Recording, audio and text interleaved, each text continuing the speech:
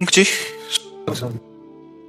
जी महाराज जी, आप दोनों का लगभग एक जैसा प्रश्न है। आप कह रहे हैं कि प्रभु के द्वारा बनाई गई सृष्टि के कारण इनका पुरुष से पुरुष और इनका, तो महाराज जी कह रहे हैं कि मतलब अज्ञानतावश पुरुष जी कह रहे हैं कि 150 से भी अधिक पुरुषों से संबंध हो गया, अभी इतना नाक्रम हो गया। मैं भूतकाल की सारी वैसे कोई छुपाने या शर्माने का विषय नहीं है। जैसे हम डॉक्टर के सामने अपनी हर कमी रखते हैं, ऐसे हम संत सदगुरुदेव के सामने अपनी बात रख सकते हैं।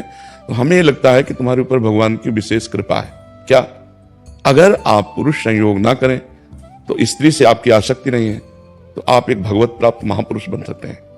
क्योंकि त्रिभुवन में जब जब जहां जहां जिसने साधना की तो उसको स्त्री से मुंह की खानी पड़ी। शास्त्रों में बहुत वर्णन है। और तुम्हारा स्वाभाविक आकर्षण नहीं है।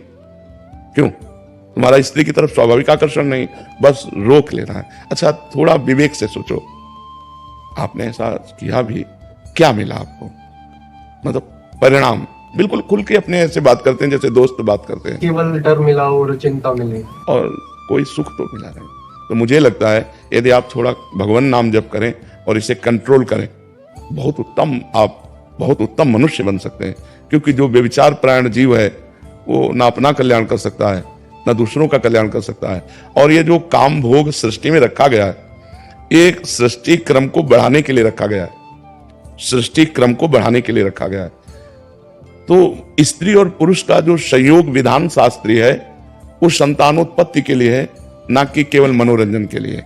शास्त्र सम्मत, तभी उसका जीवन ब्रह्मचर्य परायण स्वस्थ पर, और कभी साल 6 महीना में एक बार ऐसा, तो वो बहुत अच्छा जीवन।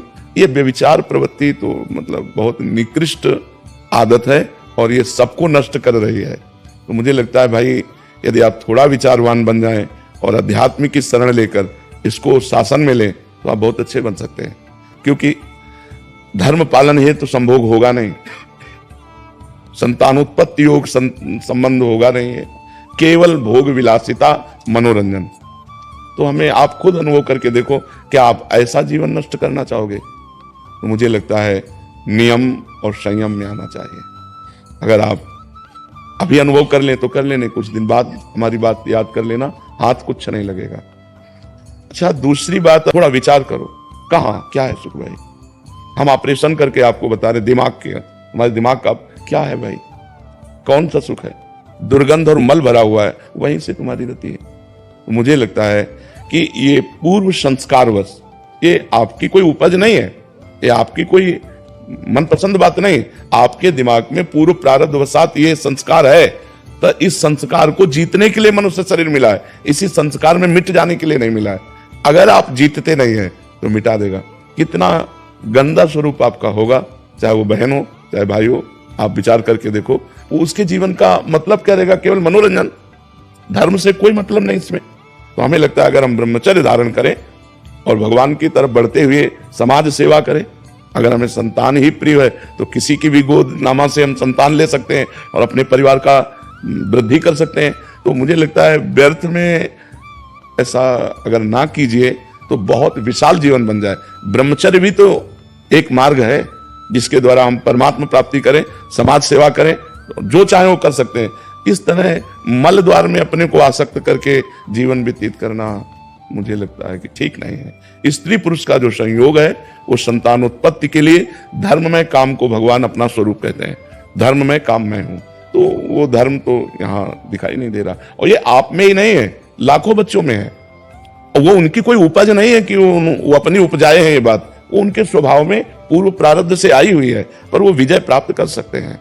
अगर वो इस तरह से अपने जीवन को नष्ट करेंगे तो कब तक नष्ट करेंगे? क्या घृणा नहीं होती आपको?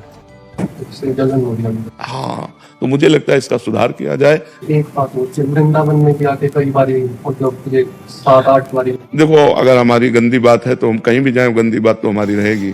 तो में जैसे बोले थे कि ये हाँ बिल्कुल पाप के अंदर से कि एक पाप आपको लाख बारी दंड देगा, तो आप तो आप ऐसा करना कि वृंदावन की परिक्रमा करना, नंगे पैर और मौन रहना, नाम जप करना राधा राधा, और फिर साष्टांग दंडवत करना जब परिक्रमा हो जाए, और गलती मानना वृंदावन से। बड़ा कृपालु वृंदावन है, वो क्षमा कर देगा। और धीरे से इसका सुधार कीजिए।